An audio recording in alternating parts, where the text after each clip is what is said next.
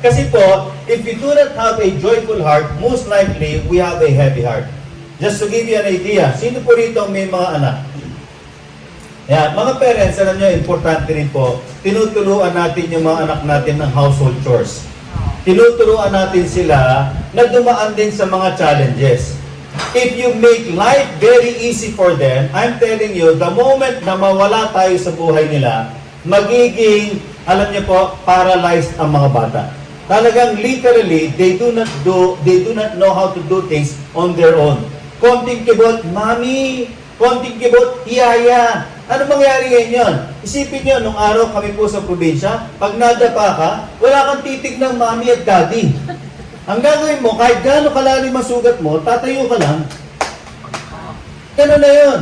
So ano ngayon, ang sugat sa amin, normal. Alam nyo, ang dami kong teklat. So ibig sabihin, normal sa isang bata ang nasasaktan.